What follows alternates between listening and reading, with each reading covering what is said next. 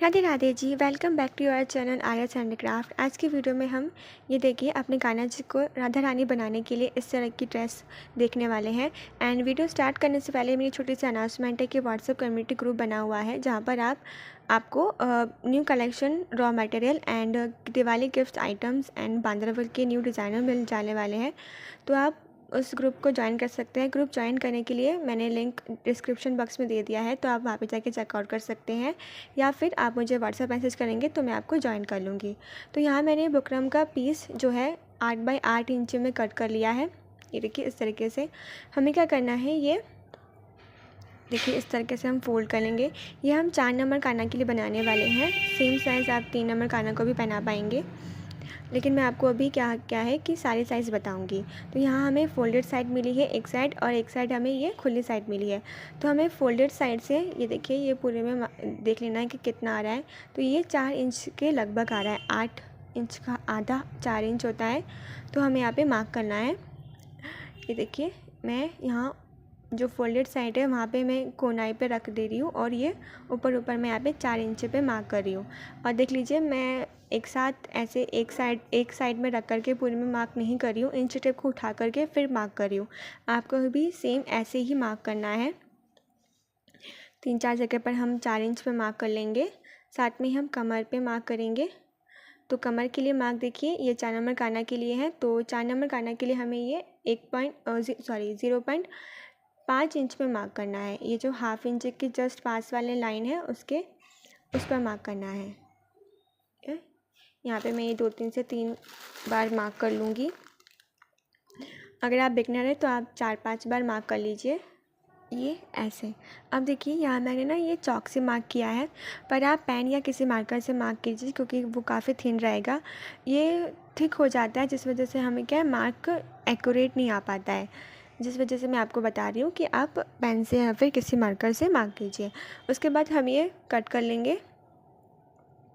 Cut करने के बाद मैं आपको बताती हूँ कि सभी साइज़ के लिए आप कैसे डायमीटर कट कर पाएंगे। और आप देख लीजिए कि मैं इसे कैसे कट कर रही हूँ। बहुत आसान है कट करना, मैं आपको एकदम डिटेल में बता रही हूँ, तभी जा कर के ना ये वीडियो बड़ी बन जा रही है। बट आप इसे लास्ट तक ज़रूर से वॉच कीजिएगा ताकि आपको एकदम डिटेल में समझ में आएगा। यहाँ मैंने ये ऊपर से कट कर लिया है। अब हम ये कमर के मार्क से भी ये ऐसे एकदम गोलाई में कट कर लेंगे। कोई दिक्कत नहीं होगी, बहुत आसानी से कट जाने वाला है। और अब देखिए ये हमारा हो गया है, एकदम सर्कल में कटा है। अब मैं आपको बताऊं कि ये देखिए ये एक साइड आपको ना शाइनिंग साइड मिलेगी एंड एक साइड में रफ साइड मिलेगी। तो ये शाइनिंग वाली साइड है ना, इसको हमें अस्तर के ऊपर रखना है। ये इस तरीके से यहाँ में रखा, और रखने के बाद में हमें प्रेस लगा लेनी है। अच्छे से चिपक जाएगा। अगर से आप आयरन एकदम गर्म करके रखेंगे तो अच्छे से चिपक जाएगा।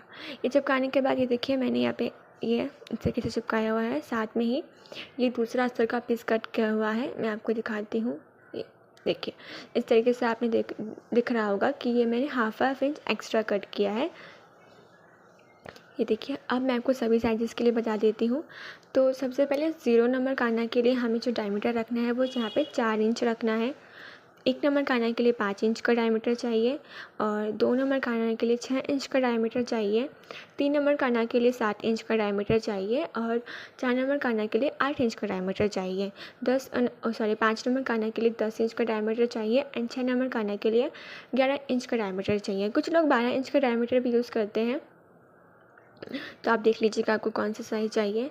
7 नंबर कान्हा के लिए हमें 12 इंच का ही डायमीटर चाहिए। 8 नंबर कान्हा के लिए 13 इंच का डायमीटर चाहिए। 9 नंबर कान्हा के लिए 14 इंच का, और 10 नंबर कान्हा के लिए 15 इंच का डायमीटर हमें चाहिए होता है। अब 21 नंबर कान्हा के लिए हमें 18 से 19 इंच के बीच का डायमीटर चाहिए होता है। इसके बीच में जो भी कान्हा जी आएंगे वो हमें 15 से 18 इंच का डायमीटर ही देना होता है। मैंने बनाया हुआ है इसलिए मैं आपको बता रही हूँ, अदरवाइज़ आपकी चॉइस है। अब कमर का साइज़ देखिए 0, 1 और 2 नंबर कान्हा के लिए ये जो हाफ इंच है, मतलब 0.4 इंच, ये जो बड़ी सी लाइन है ना बीच में दिख रही होगी आपको, ये 0.4 इंच है, वो हमें चाहिए होती है 0, 1 और 2 नंबर कान्हा के लिए। 3 और 4 नंबर कान्हा के लिए मैंने अभी आपको बताया ये जस्ट हाफ इंच के बगल वाली बाद वाली जो लाइन है वो हमें 3 और 4 नंबर काना के लिए चाहिए। उसके बाद वाली ये 0.6 इंच वाली लाइन है, ये हमें 5 और 6 नंबर काना के लिए चाहिए होती है। इसके जस्ट 1 इंच के पहले वाली लाइन हमें 7 नंबर काना के लिए चाहिए होती है और 1 इंच पे हमें 8 नंबर काना के लिए। 1 इंच और दूसरी लाइन जो है वो हमें 9 नंबर काना के लिए और 1 इंच और 3 वाली जो लाइन है वो हमें 10 नंबर काना के लिए चाहिए होती है। अब जो ये वाली लाइन है मतलब 1.6 इंच वाली वो हमें 21 नंबर काना के लिए चाहिए होती है। इसके बीच में जो भी काना जी आएंगे वो हमें इन्हीं के बीच वाली लाइन को यूज़ करना है डायमीटर की कमर के लिए। ठीक है, अब देखिए आई होप आपको समझ में आ गया। अगर नहीं समझ आए तो आप मुझे व्हाट्सएप मैसेज करें या फिर कमेंट करें, मैं आपको ज़रूर से रिप्लाई करूँगी। अब देखिए हमें क्या करना है, ये मैंने इसको इस तरीके से रखा और ये देखिए इस तरीके से मैंने यहाँ पे किनारे किनारे पर ये जो हमने एक्स्ट्रा रखा था उसको अंदर के साइड में फोल्ड करते हुए ये मैंने सिल लिया है। देखिए इस तरीके से मैंने सिल लिया है। सिलने के बाद ये हमें बीच से फोल्ड करना है इस तरीके से, ये प्रेस लगा लेंगे हाथ से ही। और ये जो आपको बीच में लाइन दिख रही है ये हमें कट करनी है, साथ में जो सर्कल है हमें उसे भी कट करना है। ध्यान रखना है जो सर्कल है उसका बुकरम है साइड में, तो हमें वो कट नहीं करना है। आपको हल्के हल्के से ट्रांसपेरेंसी दिख रही होगी, हमें केवल वही कट करनी है। ज़्यादा कट कर देंगे, गलती से बुकरम कट हो गई तो फिर क्या होगा कि कमर की साइज़ जो है वो बढ़ जाएगी, फिर आप बोलेंगे कि परफेक्ट नहीं आती है, काना को साइज़ नहीं आती है। तो ध्यान रखें इस चीज़ का। अब हमें ये देखिए 3.5 इंच हमें टोटल लंबाई मिली है, चौड़ाई मिली है। तो यहाँ मैंने 3.5 इंच की 2 पट्टी कट करी है नेट की और लंबाई मैंने इसकी 2 मीटर, एक पट्टी की 2 मीटर रखी है। तो टोटल मिलाकर के 4 मीटर हो गई है लंबाई में, लेकिन हमें 1 और आधी पट्टी काम आएगी। ये देखिए अब हम इसमें फ्रिल बनाएंगे। फ्रिल बनाना आप ध्यान से देख लीजिए। ये हमने सबसे पहले अंदर के साइड में फोल्ड किया, हाफ इंच के लगभग हमने कपड़ा उठाया और ये एक के ऊपर एक हमने रख दिया। अब इनके बीच की दूरी कितनी है, एक सिलाई, केवल एक सिलाई के बीच की दूरी है और हमें ये ऐसे रखते जाना है, न ज़्यादा पास न ज़्यादा दूर, बस हमें ये एक के बाद एक उठा करके रख के जाना है। आप चाहे तो पहले एक पट्टी लगाइए फिर से लीजिए, फिर एक प्लेट बनाइए फिर से लीजिए, ऐसे कर सकते हैं। या फिर आप मेरी तरह ऐसे 4-5 बार प्लेट बना लीजिए और सिल लीजिए। ये देखिए हमारी सुई अंदर चली गई है, ये देखिए सुई अंदर चली गई है तो हमारा कपड़ा निकल नहीं रहा है, प्लेट जैसे कि वैसे ही है। ये देखिए मैंने यहाँ पे एक और डाली, ये प्लेट डाली, एक और प्लेट डाली। अब मैं एक साथ सिल लूँगी। आपके ऊपर चॉइस है कि आपको कैसे इजी बन पा रहा है, आप वैसे प्लेट्स बनाइए। ये देखिए ये मैंने सिल लिया है। अब देखिए आप किस तरह से मेरा हाथ चल रहा है, मैं जब भी सिल ले रही हूँ ना तो अपनी चारों उंगलियों को रख रही हूँ, फिर जा कर के मैं सिल ले रही हूँ। और प्लेट्स में भी मैंने ऊपर से और नीचे से पकड़ करके और अपनी उंगलियों से कर रही हूँ। ये देखिए ये मैंने सिल लिया है। अच्छा हमें इसकी कमर कितनी रखनी है, तो जितनी हमारी कमर की गोलाई है, बेस की गोलाई है, उतनी हमें रखनी है। ये देखिए मैं यहाँ पे करके सिल लूँगी। अच्छा अब अगर आपकी जो ये कमर के गोलाई से ज़्यादा आपके फ्रिल बन जाए तो क्या करें, हम इसको छोटे बड़े तो कट करेंगे नहीं, बार बार खोल करके सिलेंगे, ऐसा नहीं करेंगे हम, इसी में ही इसको एडजस्ट करेंगे। वैसे छोटी तो बनेगी नहीं लेकिन बड़ी ही बनेगी, तो बड़ी के लिए हम क्या करेंगे ना, ये देखिए इस तरीके से टूल की हेल्प से अंदर के साइड में पुश करेंगे और ये इसी में एडजस्ट हो जाएगी। अब देखिए नीचे हम आकर के, आपको बेस में से दिख रहा होगा, नीचे का नेट में से दिखता है नीचे का वैक्स, वहाँ हमें किनारे किनारे पर सिल लेना है। ध्यान रखना है आपको एकदम किनारे पर सिल लेना है। एक एक प्लेट्स को सेट करते जाइए और सिल लीजिए। सिलने के बाद हम इसका जो एक्स्ट्रा फैब्रिक है वो हम इसे कट करके निकाल देंगे। निकालने के बाद ये देखिए मैं यहाँ पे लेस यूज़ कर रही हूँ इस तरह की, काफ़ी छोटी सी लेस है तो हमें यहाँ पे चुन्नटे बनाने की भी दिक्कत नहीं होगी, काफ़ी इजीली लग जाएगी। बट हमें आराम से इसे टक करना है। आप चाहे तो आप इसे फैब्रिक ग्लू गन की हेल्प से चिपका भी सकती है।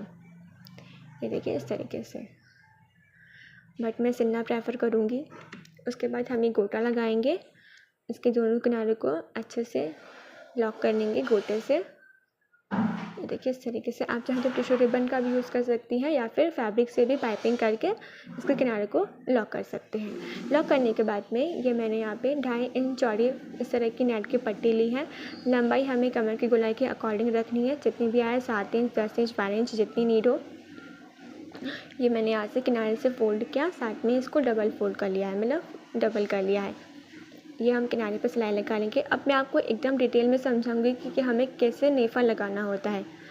ये देखिए सबसे पहले मैंने यहाँ पे सिल लिया है और सिलाई को मैं यहाँ पे लॉक कर लूँगी, ये ऐसे करके।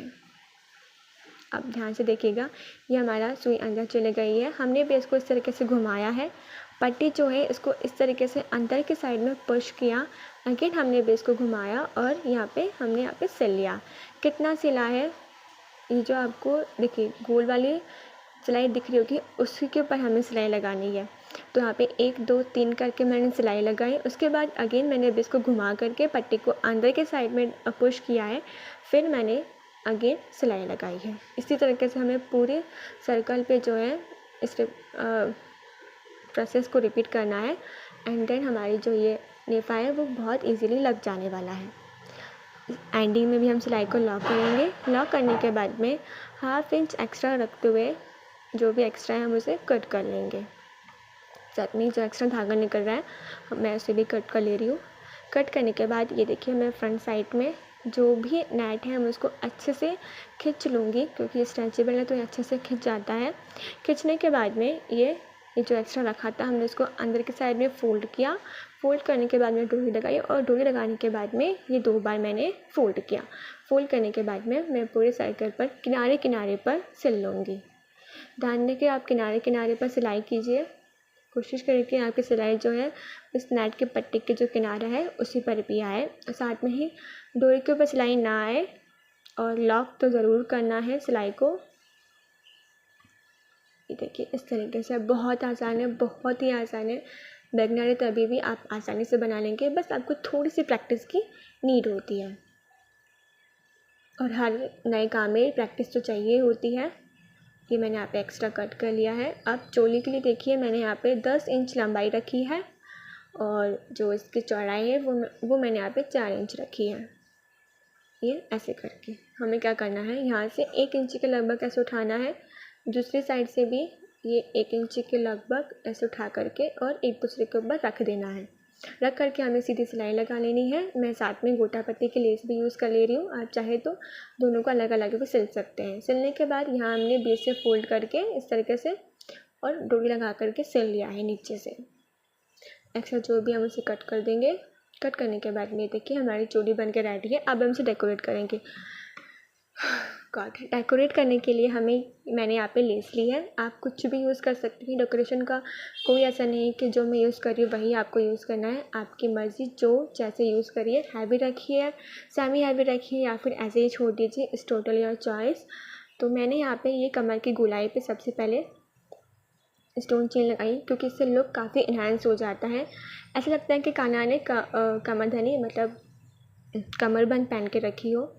अब मैं लेस को ये देखिए B7000 से ही पेस्ट कर ले रही हूँ। साथ में ये मैंने फ्लावर्स लिए हैं। फ्लावर्स को इस तरीके से लेस के जो किनारे उसको मैंने कवर कर दिया है। आप चाहे तो यहाँ पे बूटी भी यूज़ कर सकते हैं। साथ में ही ये मैंने तिलक बूटी ली है। ये देखिए आप ये सारे रॉ मटेरियल मुझसे परचेज़ कर सकते हैं या फिर आपके पास जो अवेलेबल हो आप वो उससे डिज़ाइन कर सकते हैं। यहाँ पे मेरे पास 4 बूटी आ रही है, तो मैं इन 4 बूटी को यहाँ पे प्लेस कर दूँगी। दूसरी साइड से भी यहाँ पे मैं रख लूँगी। ये देखिए इसको मैं B7000 से ही पेस्ट कर रही हूँ। आप चाहे तो ग्लू गन या फिर फैब्रिक ग्लू की हेल्प से भी चिपका सकते हैं। बहुत हार्ड चिपकती है, नहीं निकलती है, इस चीज़ की गारंटी मैं आपको देती हूँ। अब ये जो बीच में है खाली जगह आपको दिख रही है वी शेप में, वहाँ पे ये इस तरह की बूटी मैं लगा लूँगी। और हम साइड में ये देखिए ये ओवल शेप की बूटी है, ये हैंडमेड बूटी है। ये हम इसको यहाँ पे देख लेते हैं। बहुत सुंदर बनी है गाइस, बहुत सुंदर। एक्चुअली ये ऑर्डर पे बनी हुई है, मतलब राधा रानी के लिए बनवाई है इन्होंने, तो ये उन्हीं के लिए जा रही है। ये देखिए ये मैंने यहाँ पे चिपका लूँगी इसी से ही, बहुत अच्छा सुंदर लुक आता है ये यहाँ पे ऐसे करके। ये मैंने चिपका लिया है। अब ये जो फ्लावर है उसके ऊपर भी हम ये स्टोन बटन निकालेंगे रेड कलर के, क्योंकि काफ़ी सुना सुना लग रहा था, अच्छा नहीं लग रहा था, जिस वजह से मैंने यहाँ पे लगाया है। अब यहाँ पे ये देखिए स्टार बूटी लगा लूँगी, ये ऐसे करके। साथ में ही ये जो गैप दिख रहा है आपको, वहाँ पे मैं ये स्टोन बटन लगा लेंगे इस तरीके से। अब देखिए इन बूटियों के बीच में भी गैप दिख रहा है, तो इन गैप को फिल करने के लिए मैंने यहाँ पे ये इस तरह के फ्लावर बीड्स लिए हैं। इन फ्लावर बीड्स को मैं यहाँ पे लगा लूँगी। एंड फ्लावर बीड्स में चमक लाने के लिए इस तरह के नग है, ये रियल कांच के नग हैं, इनको इसमें बीच बीच में लगा लेंगे। ये देखिए कितना आसान लग जा रहा है। साथ में ये देखिए ये जो खाली जगह दिख रही है, यहाँ पे भी हम ये इस तरह के नग को चिपका लेंगे। ये मैंने चिपका लिया है। आप बताइएगा आपको ये ड्रेस कैसी लगी। मुझे तो बहुत सुंदर लगी थी। इनफैक्ट जिन्होंने ये बनवाई थी ना, उनको भी काफ़ी पसंद आई। और बहुत ही रिजनेबल प्राइस है इसकी, कोई ज़्यादा इतना नहीं है 400-500, केवल 250 के अंडर ही है। ये देखिए चाइना में काटने के लिए बन चुकी है। अब मैं यहाँ पे ये दुपट्टा बना रही हूँ, क्योंकि हम राधा रानी को पहनाएंगे तो दुपट्टा तो कंपलसरी है। तो यहाँ मैंने 10 इंच लंबाई ही रखी है और 4 इंच मैंने यहाँ पे चौड़ाई रखी है। और ये देखिए ये दोनों साइड मैंने ये लेस लगाई है, लंबाई पे और चौड़ाई पे मैंने समोसे वाली लेस लगाई है। तो ये ड्रेस बन के रेडी है। बहुत आसानी से ड्रेस बन के रेडी है। डिटेल में मैंने आपको समझाया है, तो वीडियो को पूरी देखिए और अपने गोपाल जी के लिए, अपने राधा रानी के लिए, अपने गोपाल जी के लिए बनाइए और कान्हा को ये पहनाइए। मिलते हैं नेक्स्ट वीडियो में, तब तक के लिए हरे कृष्ण राधे।